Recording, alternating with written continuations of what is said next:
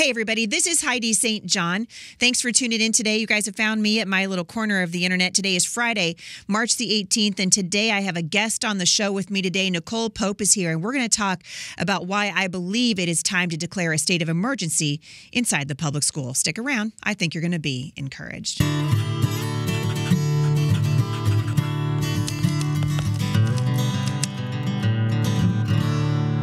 All right, you guys, so thank you for tuning in today. And as always, I want to just remind you that we've got a whole lot of things going on here at Firmly Planted Family at the Homeschool Resource Center. We are working very, very hard right now to try to figure out how we can help you start homeschool resource centers in your neck of the woods. I get questions every single day from people. How do I do this? How can I pull my kids out of public school?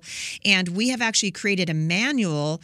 We're working on the bigger piece, which is how can we help people get buildings. That's such a big deal right now. But we have created a manual that will help you guys start a homeschool resource center.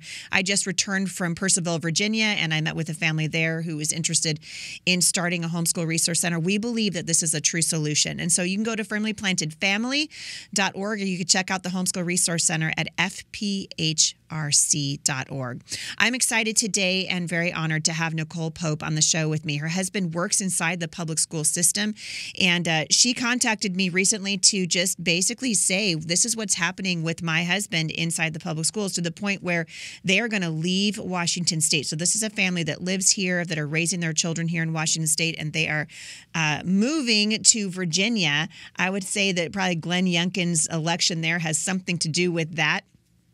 We're very excited to see what the parents in Loudoun County have done in particular. And I was just in Loudoun County. And so this is a really important topic, and I'm happy to have Nicole here. Nicole, welcome to the show. Thank you so much. You're welcome. So let's start just at the very beginning. You guys are a homeschooling family. So I want to just get some of these facts out, at the onset of the show, so people have a good way to sort of frame where you're coming from. You guys have 5 children. They range in age from 1 to 10, and you've been homeschooling, but your husband is working inside the public school. Is he a teacher? Is he an administrator? What's his role? So he is a teacher within the local school district, but he works in the administration office, and he helps resource and behavior teachers in all 17 of the elementary schools within that district to help them with any issues they're having. And with the kiddos who need a little bit of extra support, he goes in and helps do all that. He's phenomenal at what he does. Really brilliant. And I think, like a lot of people who work in the public schools, he went into it genuinely because he loves children and he wants to see them thrive and be well educated. But the fact of the matter is, all over the country, and particularly here in Washington State, the system is working against these teachers. And so they are being really forced. A really dear friend of mine quit her job after 32 years in the Vancouver public school system last year because she just could not anymore go along with what these kids are being taught and what is being mandated from the state. And I kind of want to start there. So you've jumped into this. Why did you reach out to me, and what is the message that you really want to tell parents today? Well, the reason I gave it to you is because I thought someone needs to tell people what's going on and let them know, and let parents know what's going on, and teachers, because a lot of teachers aren't even aware of what's happening right now. As I've been posting things, I am just at like the tip of the iceberg here on learning, and I've started studying what at the federal level is happening and how that's affecting state law, and then how Washington's taking it so many steps further. And as I've been doing this, I thought we need to tell people, and we've had veteran teachers who have come back to us and administrators who have no clue what's going on, Christian schools who are trying to get state accreditation and don't recognize the fact that as they do this, they're going to be put underneath these new compulsory standards for their teachers. And that's going to affect Christian schools. It's going to affect homeschoolers as they work with public school within the public school system. If they're doing HomeLink or anything like that, their children will be receiving the same teaching as the public schools. So people need to be aware so that we can start making a change and start vocalizing what's happening instead of just watching it happen. Because I think that the culture is going to really, really change in Washington in the next 5 to 10 years if we don't get a grip on it really quickly, because kids are going to be completely indoctrinated with lies. Yeah, and it is lies, and that's the main problem that we're dealing with right now, right? Is the substitution of truth for a lie, and people just sitting down and saying, "Hey, it's not that big of a deal." But the fact is, this is a huge big deal, and teachers right now are being groomed to indoctrinate these things into children. And I think it's interesting because most teachers, and you and I were talking about this a moment ago before the show aired, that these teachers and administrators are unaware of how these standards are being implemented. So, can you take us back to, we know now that comprehensive sex education is the law in Washington State, and this is not your normal sex ed. People are just like, oh, look at these prudish parents. They don't want kids to know how their bodies work. No, this is not the issue at all. They are teaching our kids things that will actually hurt them and do incredible damage. They're going to teach your kid that gender is just something in their head. And if they decide they want to be a narwhal tomorrow, they could, maybe we'll fill up a tank of water and you can do school in your tank of water. It's ridiculous what's happening. But you are saying that most of these teachers are not aware of this stuff, and which I just said to you a moment ago. It's shocking to me whenever I hear a parent or a teacher say, well, I just had no idea. You have to be living under a rock at this point. But you said, no, they are purposely trying to sort of hide this stuff so that by the time the teachers or the parents find out about it, it's already too late. Yeah, I really believe that. So back in 2021, earlier 2021 is when SB 5044 went through, and that completely changed how everything is going to operate with really CRT. They didn't call it CRT, they call it DEI, diversity, equity, and inclusion. Equity, inclusion, yeah, right. The three garbage words from the left, yeah. Nice, and they've actually, we can talk about this, but as they've been doing this, they're redefining the words as well. And actually, a year ago, I was talking to my husband, and I was telling him, honey, this is coming down. You've got to watch out for it. And he said, no, Nicole, that's so far away right now. We are not seeing anything like that. We're in a really conservative area. And now it is, and you can't escape it. No matter where you live in the state, you can't escape it. So when that was pushed through, that started changing everything. And they did this... it's a survey. OSPI did this survey, and what happened is they must have put it out there, but out of the entire state, they only had 28 people participate, and they're basing all of these new standards off of the responses of these 28 people. And they actually, I can pull it up here, but they stated within there that whether you were white or whether you were what they're calling BIPOC. What they're calling what? BIPOC. Have you heard of? It's no. That's a new of color. Oh, okay. Okay. So you're either white or you're BIPOC. It's one or the other. It's not.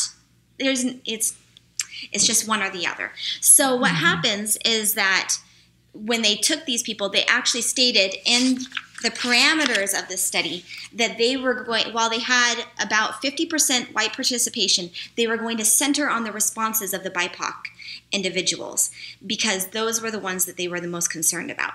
And so then they based this whole set of new standards. There are a total of it's 4 major divisions of standards, but within that there are 3 more. So essentially 12 new standards for teachers beginning next year, where they are going to be assessed by their administration. And the administration will come in, because they do this about twice a year. The principal or the vice principal comes into the classroom and they assess them and see, how are you doing with your teaching standards? Are you are you teaching your kids well, whatever. And then after the review, the teacher reviews themselves. They come together, they review what both of them think about their teaching practices, and then the teacher has to sign off on it and acknowledge their areas of weakness and say, okay, I need to get better at my classroom management, or whatever it may be. Well, now we have 12 new standards for teachers beginning 2023 for how they're going to integrate this DEI training into their teaching. And it's really, really subjective stuff. It's super subjective,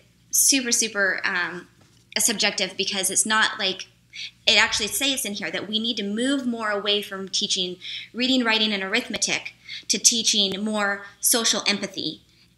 Oh, this makes me so angry. I'm sorry. I feel like we send our kids to school for reading, writing, and arithmetic. That's why we send our kids to school. We don't send them there so that they can be indoctrinated and look at people based solely on the color of their skin. We don't send them there so they can learn about highly questionable and dangerous sex practices, which is what they're learning in the schools right now.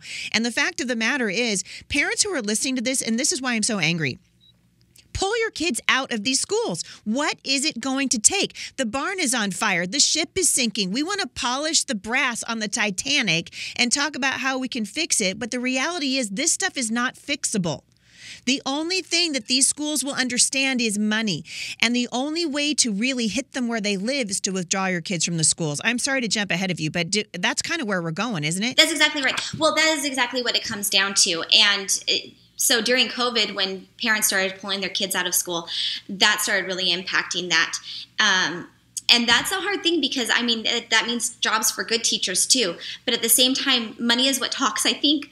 And if we want our politicians to listen to us, then we have to say, I'm going to pull my kid out because my child has enough value that I'm going to educate them and teach them what truth is and not just tell them whatever stuff you want to indoctrinate them with.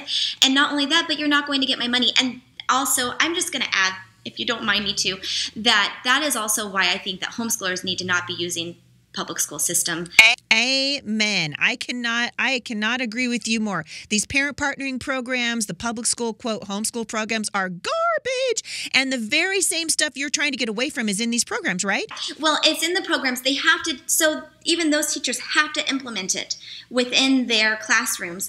And in addition to that, for any amount of school time that a student belongs in the public schools, whether it's through a parent organization through the public school or full-time, they get full funding for that child.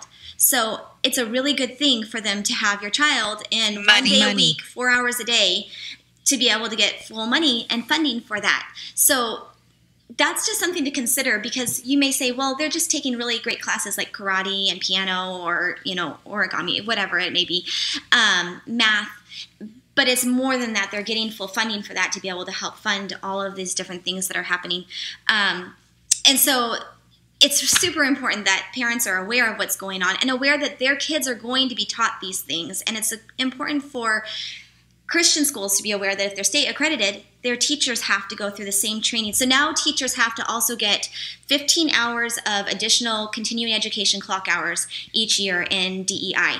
And this can have anything to do with CRT or LGBTQ plus training, and that will contribute to it. So my husband was in a meeting just recently, and he was encouraged to take this, to go through this organization called GLSEN.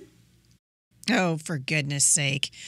His continuing education through there. And Wait. Whoa. For people who are not aware, GLSEN, what does it stand for? It's like the gay, lesbian, student something. It's a dangerous and just massively, it's propaganda for the gay and lesbian community, correct? It is. It's absolutely.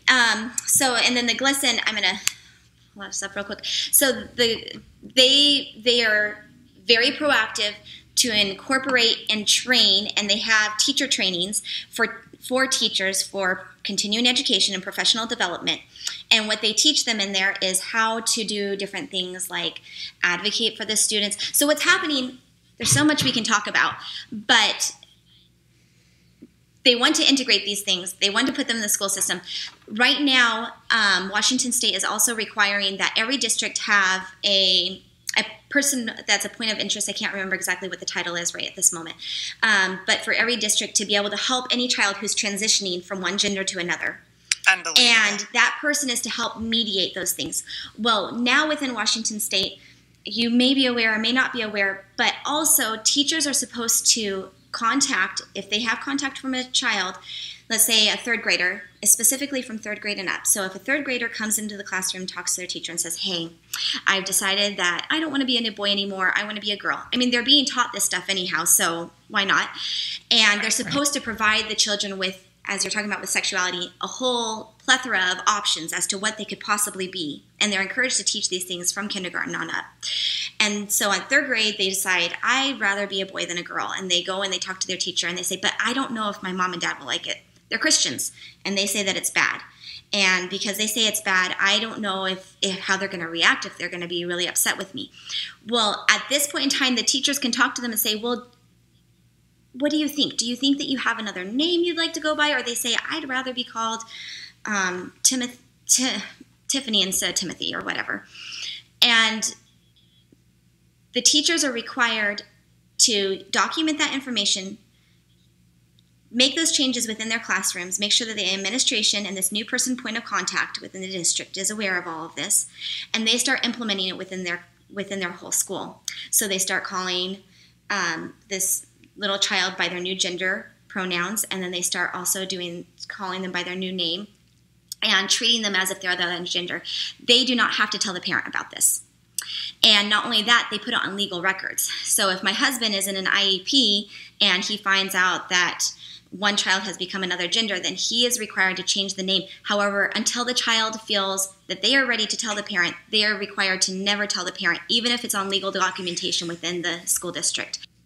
So by the time the parents find out, they could have been doing this with your child for a couple of years. By the time that the child says, oh, hey, I feel like I can tell my parents now, it's kind of too late. I mean, this is Abigail Schreier's point in irreversible damage, right? She was saying that the damage that we are doing to our children because of this push to remove the parent, which the parents care more about these kids than anybody else. I mean, I just saw a poster in Wisconsin the other day, a big mama bear poster with a cartoonish looking bear holding the transgender flag, and said if your parents don't agree with who you are, who you identify as, then I'm your mother now. What kind of garbage is this?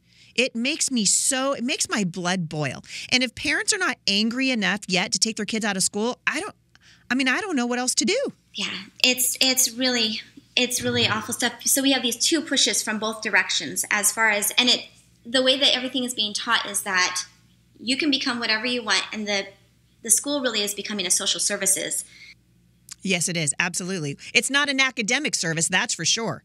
Because it's all about how do you feel about things. And that's part of these new standards, too, that are coming out, is you're supposed to, the teachers, I'm going to read to you, if you don't mind, one of these standards. It says that educators analyze and reflect on their strengths, biases, and privileges to advance cultural competency, diversity, equity, and inclusion. Educators acknowledge their ways of being that may cause harm to students, families, and other educators, and consider how their strengths might be used to produce a change in the spheres of influence.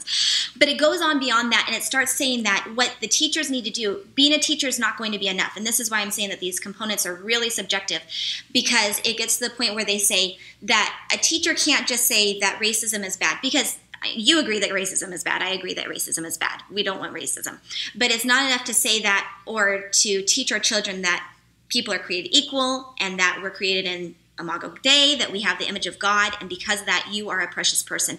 You have to say, I'm going to go a step further than that, and I'm going to get involved in all the cultural activities of my students. So this involves outside of your home, your personal time investment in going and learning the cultures of other children and being aware of those things and finding out where your trauma comes from and understanding what your trauma feels like so that you can understand and empathize with the trauma of these BIPOC students. And so it kind of gives this idea of either you are white and privileged and are supremacist, or you are a minority and traumatized because you're born that way. Well, what they're doing is they're putting us into classes of victim and oppressor. And that is what they've been doing for a long time. And I wish I had the quote in front of me, but I've read it many times that if this nation falls, it's not going to fall from without, it's going to fall from within. And this is part of that, right, is just coming in between students and teaching them to hate each other based on the color of their skin or their ethnic background or the color they come from or their culture or whatever. America has had a long-standing tradition of embracing people from other nations and other cultures. This is why this nation is one of the reasons why it's been successful, is because we've learned to live together peacefully.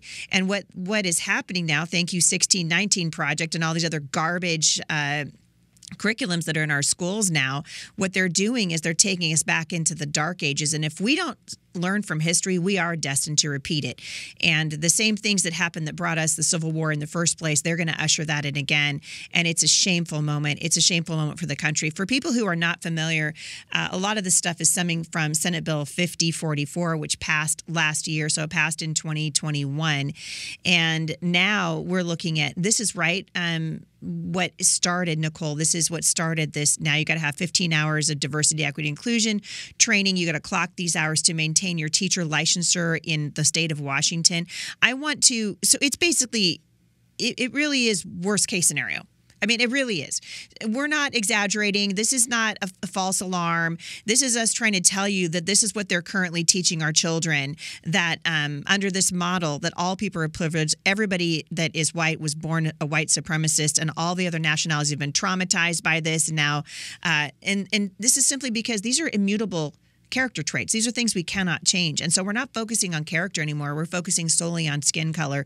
What a shameful moment for the country. I want to talk really quickly about what kind of where we go from here, because we've only got about 2 minutes left in the show. And I want to make sure that we get to this, because you and I could talk forever. I'm looking at some of these the Washington State school boards, by order of Governor Inslee, must include diversity, equity, and training throughout their programs to be sure the teachers are prepared to implement this beginning in 2023. And I want parents to understand, I really am tired of hearing people say, well, I live in a conservative district. Well, guess what? The school doesn't care if you're in a conservative district. The school isn't going, oh, except for in Pasco, Washington, we're not going to do that there because those guys are conservative. Well, except for that. And you think, well, my kid goes to a private school. Well, you better find out where that school's accreditation is coming from, because they are going to be subject to these standards. The first time that I have seen the term homeschooling in a Washington state law was just a couple of weeks ago. The bill died in committee, so it never made it to the floor. But the point is, these guys are coming after your kids, and they're going to do it through the education system. And if you think you're safe from it because you live in a little town, you're fooling yourself. You don't understand what's happening. I read a book a long time ago called Socialists Don't Sleep. And when these people say that they want to fundamentally change America, we probably should believe them instead of just going, well, it's fine. And also, I mean, Nicole, you're saying your family's going to move. I have been saying to people for, months and months and months here, I'm not criticizing you for your move. I understand why you guys are doing it, but I want to see people start to fight where they are, because what's happening in Washington State is coming to the heartland. What's happening in Washington State is going to happen in Florida. It's going to happen in South Carolina. It's going to happen in Michigan. It's going to happen in Virginia. It is. And unless we can put a stop to it right here where we are, unless we can establish a beachhead, unless we can say absolutely no, we're going to fight you at every single turn, because these kids are ours. They don't belong to the state. They don't belong to the government. They don't belong to the schools. They belong to parents. Unless we can do that and stand together, we can't, there's no way we're going to stop this. Absolutely. Absolutely. And I think that as parents, we need to be teaching our children actively theology and scripture and doctrine. And I think that personally, I think that our pastors and youth pastors need to be starting to teach these things and encourage parents to do these things, because if we're not careful, it's the church right now, I think, that has to really, really stand up strongly, because these things have already passed. They're already implemented in Washington State. I mean, so it's not a question of what if this happens someday. Exactly. It's not going to be, I don't see this being repealed at this point in time, because it would be very, very, very, very difficult. And we need to get involved. The study that they use to base these new components on, I was telling you just a little bit ago, were based off of 28 survey participants. So only 28 people from the state of Washington showed up to participate in this. And it was a Zoom meeting. Yeah, a Zoom meeting. Yeah, because the Rona might get you.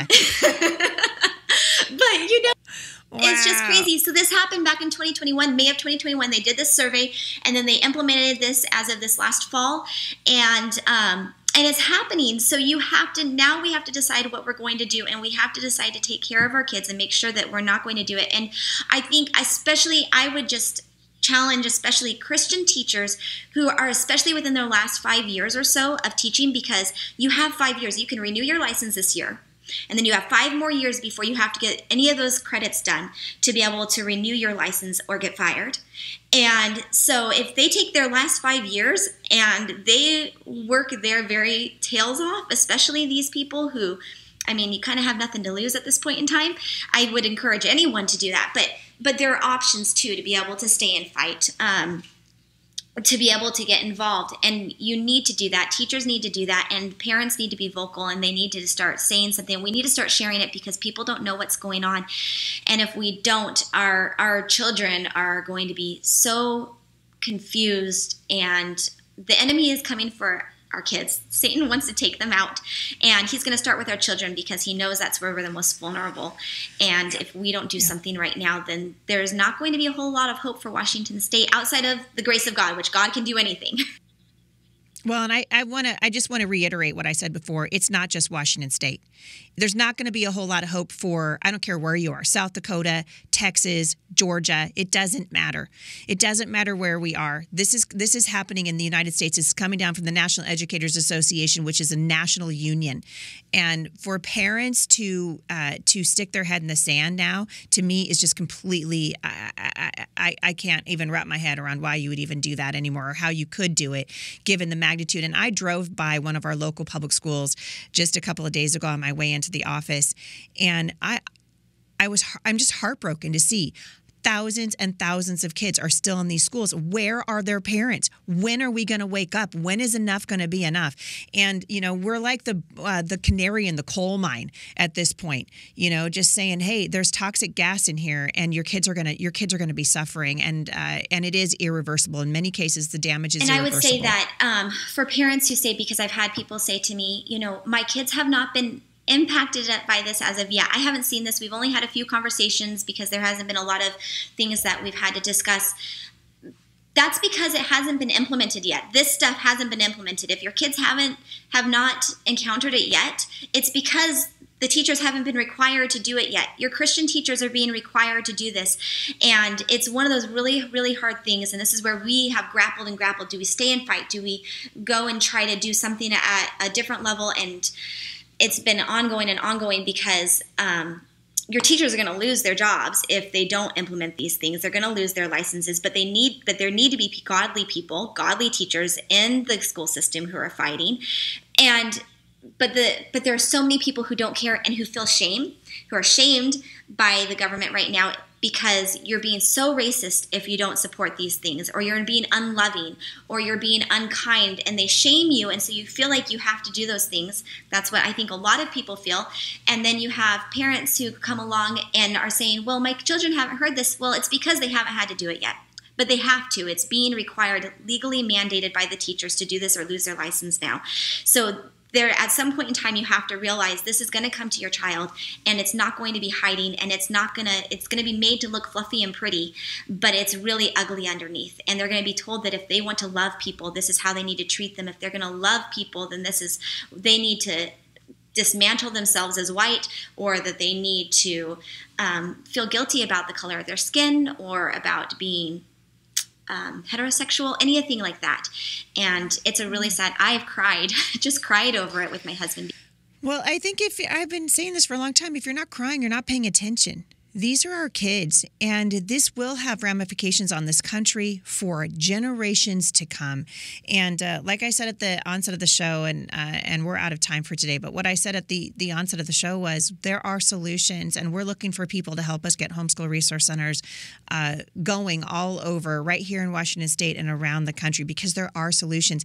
Parents do not have to feel like this is it. It's either the public school or I'm going to have to just homeschool my kid and I don't know what I'm doing. There are people like Jay and Heidi St. John who have been working now for decades to try to give parents, to get them ready for this moment in history.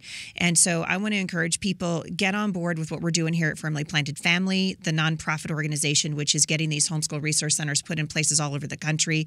We need to be being proactive instead of just reactive. And the way that we're proactive is we take our children out of these schools and we trust that the Lord is going to help us do a better job than the public schools could have ever done. And that's exactly what the Lord will do. I want to thank you so much for coming on the show today. I don't know if are you doing anything online where people can follow you or not? Instagram. That's all right now. I'm on Instagram and Facebook. I'm at Nicole. What's your Instagram? So Facebook it's handle? Nicole.Irene.Pope. Sorry, it's a little long. Is all that it is. Okay. I love your middle name. It's such an old-fashioned name. That was my aunt's Don't name. hear it. My daughter has it. She's the 5th Don't generation in our family with it. Oh, so I it's love that. It's beautiful. That. It's beautiful. Well, Nicole, thank you so much for coming on here and just helping me sound the alarm today. Keep us posted. I would love to continue the conversation with you as you hear things heating up in the legislature right now. I don't actually think things can get much worse. And people need to understand what's happening. They need to take their children out of these schools. They can contact Firmly Planted Family. We're helping people. We have 1,600 students here right now, and we're looking at putting these centers all across the United States. And there's freedom, and there's joy, and there's hope, and there are opportunities that are abounding. The fields are ripe for harvest, but the workers are few, and we need as many helpers as we could possibly get. Nicole, it's been an absolute pleasure to have you here. I wish you guys the best. We're praying for you in your move. Keep me posted on how things are going. Guys, for more information, you can scroll down to the show notes today. I will link back to Nicole's Instagram and Facebook profile so you guys can follow her online. I cannot stress it enough. We need help. We need help. This is one of the reasons why I'm running for Congress. It's one of the reasons why we see so many parents now around the country getting involved. We have to get involved. You cannot sit this thing out. There's no time to lose. And as always, I'm going to encourage you, continue to pray for our nation. God loves the people of the United States, and He is asking us to do something, and that is why we pray. And so I hope you guys have a wonderful weekend. Love your families well, and I will see you back here on Monday at the intersection of faith and culture.